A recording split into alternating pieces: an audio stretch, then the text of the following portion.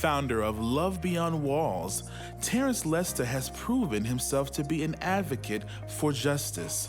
Through nationwide campaigns, he has brought awareness to homelessness, poverty, and economic inequality. Join us in welcoming the author of I See You, How Love Opens Our Eyes to Invisible People, Terence Lester. How's everybody doing? Thank you. It was probably one of the coldest days in November. It was 2013, and I was on a phone call with a friend. I say to him, man, I'm about to go downtown and visit one of my other friends. Can I call you back? He says, who is it? I say, it's this guy named Kurt, and he lives behind an abandoned building. He says, man, why would you want to go and visit someone who is homeless? Why don't you just tell the brother to get a job? And therein lies the problem, because we don't see people who are experiencing homelessness and poverty. I showed up downtown on one of the coldest days, and I go behind this abandoned building, and this is when this phrase really became real to me, that proximity changes everything. What do you mean?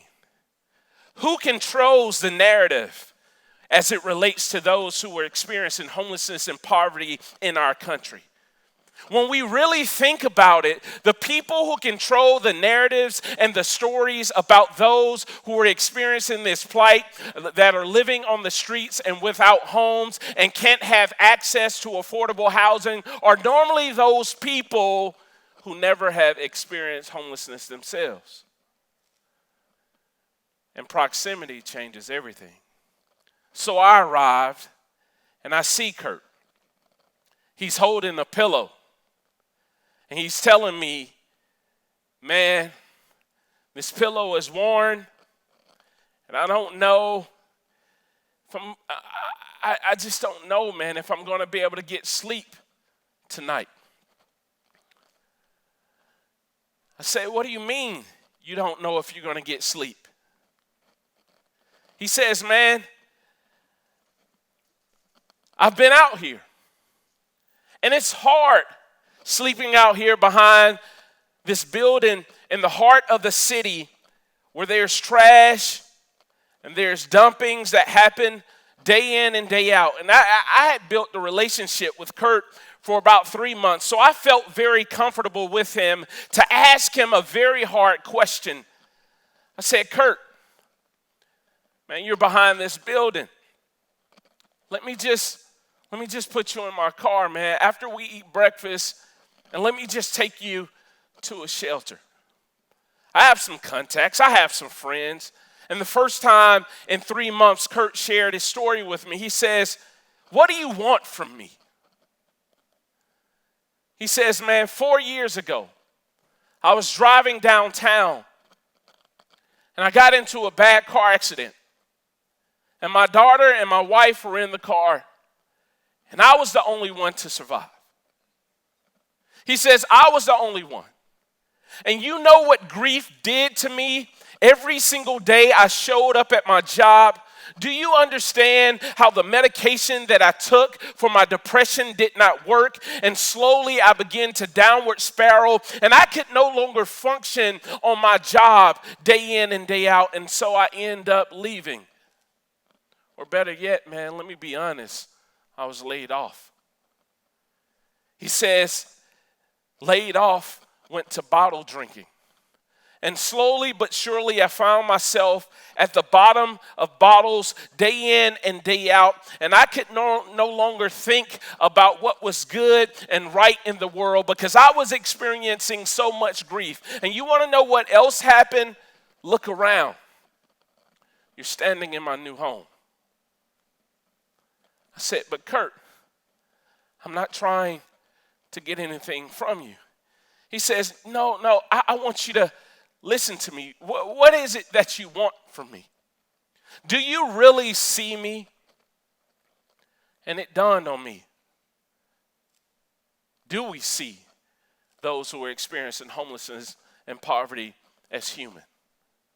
Do we see them in the fullness of their stories? Do we see them in all of their humanity? Do we understand that they are wives and brothers and sisters and cousins and sometimes grandmothers and families that have to endure suffering each and every day of their lives? Do we understand who they are? Because if they are truly created in God's image, then we have got to see their humanity, because dignity is inherent worth and value, and everybody who is living is deserving of that dignity. Do you see me? Is what he was asking. He says, man, because I can tell you there's a shelter nearby. And I'm willing to bet you that if you go there, there are 400 or 500 men that sleep in chairs. There's a shortage of beds. And sometimes it's hard to get into a restroom because there is only one urinal. He says, what type of justice is that? He says, but I know one thing. I bet you one thing, Terence. Let me just tell you that if you were to go and sleep in this shelter, he says, it's so uncomfortable. It's so tiresome. It's so burdensome that I'm willing to bet you that you would end up back here behind this building with me because it's so uncomfortable. I say, well, what do you mean? He says, sometimes, man, I don't even know if I'll get a good night's sleep because I'm up all night trying to protect every single thing that I own and possess in this bag. He says, sometimes, man, the workers come over to me and they look at me in my eyes and they'll talk down to me, or they'll walk past, or they won't look at me in my eyes and really truly acknowledge who I am as a person. And that's dehumanizing. So yeah, that's why I'm back there. I'm back there because this is the safest place that I feel comfortable in this city, and it's behind a building. And I'm isolated most of my time. And I'll never forget the long ride home, thinking about my friend Kurt on this cold November day. I thought about all of the amenities that I would pull up to, like a garage where I could let up and down with a clicker. I thought about the amenities that as soon as I got a little too cold, that I could go into my house and walk over to a thermostat and control the temperature. I thought about my friend Kurt when I walked into the kitchen and I opened the refrigerator door and I had access to food and clean drinking water. I thought about my friend Kurt who was living behind a building and feeling unseen in one of the wealthiest countries on the face of this planet. I thought about Kurt. Let me ask you, what do you think when you see somebody on the side of the street who's holding the sign? Is your first intention to judge?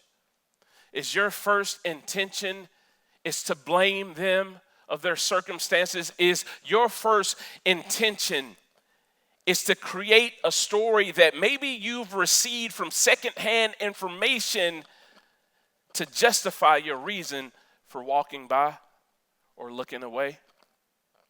And there at the dinner table, in the comforts of my home, my wife is sitting before me, my two beautiful kids.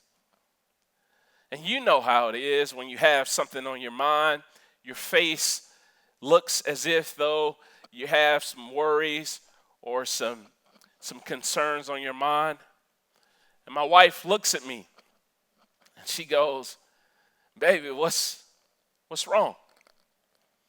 I say, oh, nothing. I went downtown and I met Kurt again and I'm thinking about doing something.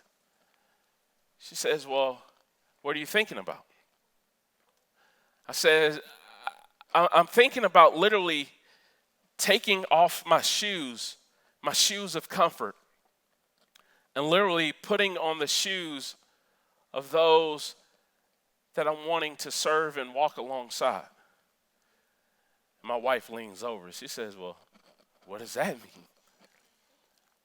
I say, I think I want to live and experience homelessness firsthand. I want to live as a homeless person in the heart of the city. She says, what? I say, yeah, I want to use this experience to educate the general public and to maybe even create compassion and empathy towards those who are overlooked, marginalized, and go unseen day in and day out. I want to take off my shoes and walk in the shoes of those who are suffering day in and day out. And she says, what? I say, yeah, I want to do that.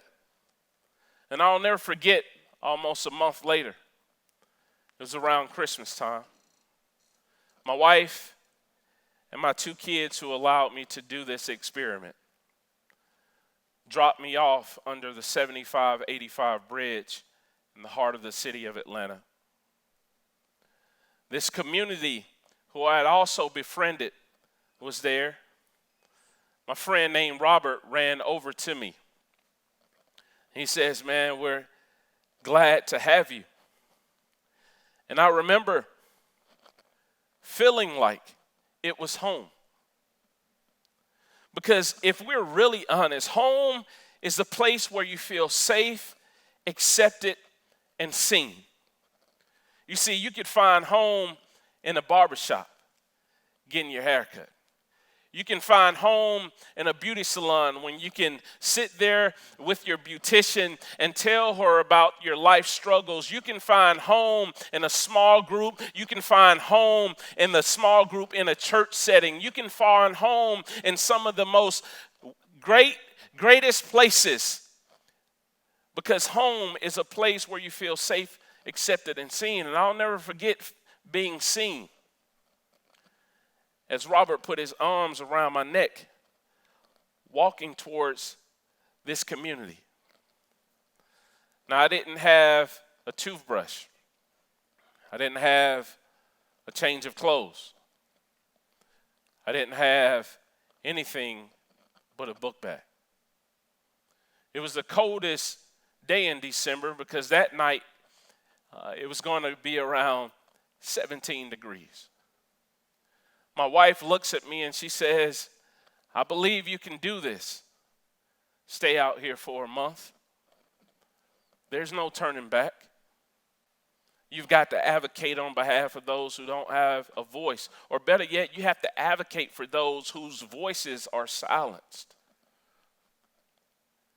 And I say, yeah, I think I can. And I'll never forget walking underneath the bridge, and this community accepted me. They rallied together and they got me a tent. They rallied together and they got me a blanket. They rallied together and they got me all of the necessities I needed to make it through the night. And I'll never forget, I was up that night and it was around 2 a.m. and it was the first night, and there was a wind chill because it was raining. And my toes literally felt like popsicles. And I'm sleeping on jagged rocks. And I say in my mind, is this really what it's like on the other side when people have no clue of the suffering that my brothers and sisters who are experiencing homelessness in this country face every single day? Is this what it's like sleeping on jagged rocks with no pillows and having no family or no social support? Is this what it's like? And I woke up because I could not sleep, and I found myself standing outside of this tent with my friend named Tony. I asked Tony, I said, bro, it's cold and I can't sleep. How do you make it through the night? Tony says, man, sometimes you got to put on 4 or 5 pairs of socks. And I say, man, well, I don't have any, and my toes feel like popsicles. Tony goes into his tent, and Tony has a terminal illness.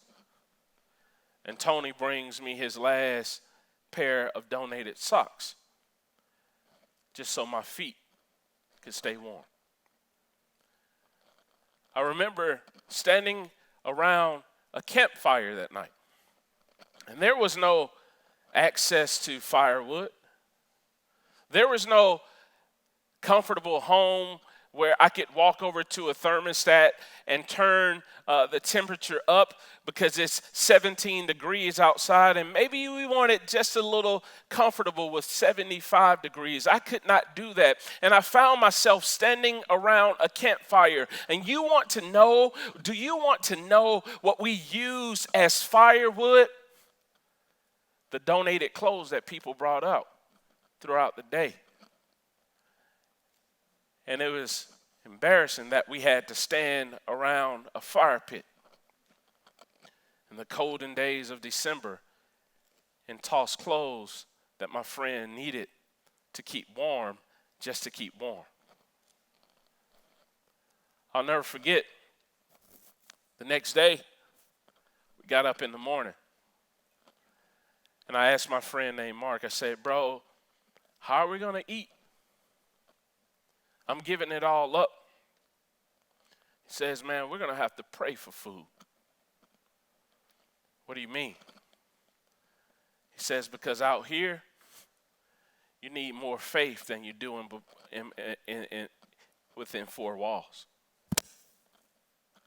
And it dawned on me that in this country, it takes courage to be poor. It takes courage to wake up every single day knowing that you may not have enough money after you've put in 50 hours a week working a job that's not paying you a living wage, only to provide just a little bit to suffer some more. It takes courage in this country if you're a single parent and you're caring for children. And sometimes at our organization, we have mothers that will walk 2 miles just for diapers. It takes courage. I'll never forget brushing my teeth out of water bottles and having to go through every single raw emotion.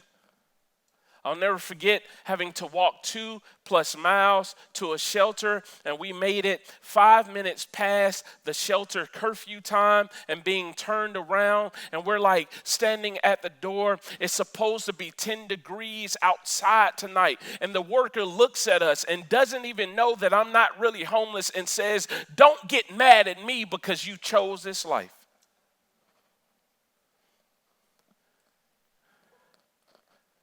I'll never forget walking back to this bridge. And my friend Tony is worried. The same one that gave me the pair of socks when my feet were cold asked me, "Bro, would you come up with me to the corner, which was a mile away, and help me beg for dollars?" And I had to be real, because we all want to know. I asked him, I said, "Tony, man, why are we going to ask for money? Are you on drugs?" I asked him that question. He says, "No."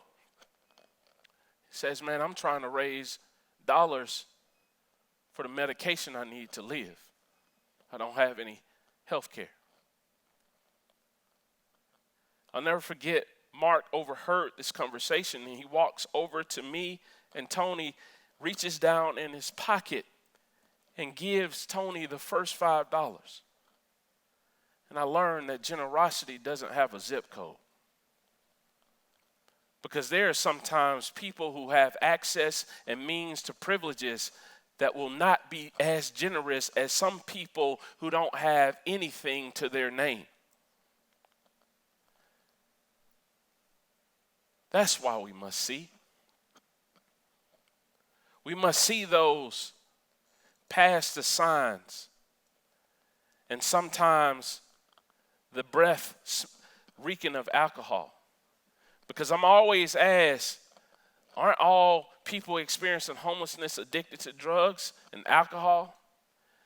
I'm saying, yeah, some people are and have chosen to use drugs and alcohol. Some is by choice, but some is by consequence. And most people will say, well, isn't that the leading statistic concerning those who are living on the streets? And most people don't know that homelessness is a global issue. It's not just localized to a street corner with a couple of guys hanging out on the corner. There are over 150 million people in the entire world that are experiencing homelessness. 1.2 billion people in this entire world that lives with inadequate housing. So when people ask me that question, I say, have you surveyed the entire general population of the United States? Because most people who end up on the streets had a job within the last 30 days. Most people who end up on the streets, lost their jobs, or the affordability in their community has skyrocketed to the point and their income didn't skyrocket with that affordability, and it creates this gap in this margin where I can no longer afford. And we see it happening in metropolitan cities all across the country where people are being pushed out and gentrified because they can no longer afford the communities that they grew up in. See, when you choose to see someone, you affirm their dignity and give them a reason to live. So we see with our organization, Love Beyond Walls, we see the young man not as a problem standing at a street corner because he's selling bottles of water. We get to know him and find out that he's 12 years old, and the reason he's standing on the corner to sell bottles of water is because he's trying to help his mom and his family find a motel to stay in the same night. We see the mom who was domestically abused, who fled domestic violence and ended up homeless or experiencing homelessness because she wanted to save her life and her children's life. We see brothers like Johnny who only needed a support community, a community of people that would come around him and walk with him, not for him, and give him the proper tools and encouragement. Because in this life, you don't become what people want you to become. You become what they encourage you to become. And now Johnny has his own apartment and is a chef in the city in the state of Tennessee. We see the drug addict who at 13 years old, the first time he ever had access to crack cocaine was from his own mom. We see people. And you know what the truth of the matter is? We all want to be seen. We want to be seen in our families. We want to be seen in our careers. We want to be seen in relationships. We want to be seen. And when I'm talking about seen, I'm not talking about, oh, look at me. I'm talking about being affirmed in your worth, dignity, and value. We all want to be seen. But let me tell you, when we look away from the poor, we dehumanize people. Did you know 74% of homeless people do not know a place where it's safe and legal for them to sleep at night? In this country, we have criminalized what it means to be homeless. Did you know that in 2016, there were 14,000 arrests of people experiencing homelessness in the state of California for doing normal activities like sitting in public or laying down in public? It was so many arrests, and it's been so much criminalization of the state of homelessness in our country that the Department of Justice in 2015 had to literally write and say in a newsletter, you cannot violate a person's basic human rights for performing acts of survival. So we see, which is the reason why I started the organization Love Beyond Walls. Because if we're truthful, there are walls that exist. There are walls that are erected every single day. There are walls between the haves and the have-nots. There are walls between people of different nationalities. There are walls between people who just live in different parts of the city. There are walls, and what we say is love is such a powerful force that it has the power to bust through those walls. So we create. We started the first mobile makeover unit in the city of Atlanta that became a mobile grooming center for individuals living on the streets. It was a mobile barbershop, shower, and clothing closet.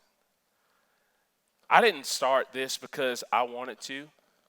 I started this because I sat with and I saw needs within individuals and gaps within people's lives. And I say, what can we use that is at our disposal to create and innovate, to affirm the dignity of those who may be living on the street? And I met this guy named Leonard, who's digging in a dumpster trying to find lunch, and he's in his mid-60s, trash hanging from his beard, looked like he hadn't showered in months. We were 7 miles away from the nearest shelter, and I said, man, if you had one wish, what would that wish be? He says, I wish I could be made over. He was simply saying, I wish I had access to a shower and a haircut. I didn't have to stand in a long line just to shave and groom myself in a sink. So we created that. We turned RVs into mobile shelters. We've done campaigns where we've hired men and taught them how to use carpentry skills to get themselves jobs. We've created a community of people and volunteers whom we call doers that will come together and provide the type of community for individuals who are left without, because being seen means that your existence, your humanity, and your worth are fully acknowledged without any judgment or pretense. Because the most terrible poverty is loneliness and the feeling of being unloved. And without community, there's no liberation. So we create these intentional spaces where people from totally opposite sides of life will come and share a meal together at a community of welcome, at a table of welcome. And we've seen people get jobs, and we've seen people who own businesses lend their businesses to create spaces for individuals who haven't had a chance or opportunity to find their way. And we fight apathy, and we fight false perceptions, and we fight. And our most recent project that we've launched is housed in a shipping container. I started doing research years back, and I said, man, there are no museums in the United States of America that represents homelessness. Nowhere. And so we took a shipping container and we converted it into the first museum in the United States of America that represents the subject of homelessness. And when people walk through, they get a chance to engage with Interact technology and have virtual reality glasses. They put on these glasses and they're transported to a corner to see what it feels like for people to walk by. And then there's opportunities where they put on these glasses and they're able to not walk by, but have somebody who may have suffered with homelessness or have overcome homelessness walk up to them and tell them their story. Because we believe that awareness leads to education, and education leads to empathy, but empathy empowers us to act justly. And when people come, they come in and they're transformed. We have a station where we have people make their own signs, and we ask questions like, if you were in need of $10 and you needed somewhere to stay tonight because a shelter may cost you $10, what would you write on the sign? If you had a child out here with you and you had to make a choice between paying $10 to stay in a shelter or purchasing food for your child, what would you write on the sign? See, we invert the process and we strip the microphones from the middleman. Because again, I asked the question, who controls the narrative of those who are living on the streets? And people come in and they have their perspectives shifted. And we've seen people start programs and work with individuals and understand that there is no them and us, there is only us. So we see Virgil, who only needed a pair of boots to get the job he needed. We see Chris, who was a veteran, that when we met him and we asked him what was he doing, he said, I was praying for food because I ain't eaten in 3 days. And one of our community members connected him with the VA and was able to get him his own apartment. We see Mark, who went from corporate America to digging in our dumpster behind our building, and instead of calling the police, we asked him his story. And now Mark today, because we chose to see him and walk with him, is back in corporate America. The way you see people says a lot about what's in your heart. What's in your heart when you see someone laying on the streets? What's in your heart when you see people holding the sign? I encourage you to create margin. Take things off of your plate that doesn't necessarily belong, so you can create a lifestyle of service, because service is not an event, it's a lifestyle. Build relationships with people who are not like you. It's a hard thing to do, but it's necessary. Because as we build those types of relationships, maybe God can use us to be the avenue and vehicle to move somebody forward. Find one. As a matter of fact, I need to ask you this question. Who's your one? Because most times when we talk about topics of justice, we have this overwhelming view of what all it will take. But my question is what can you do to change the world around you right in front of you? Find one. Who's your one? Don't miss the opportunity to see and leverage your talents and your gifts to progress and move someone forward. Because that is the act of justice. Thank you.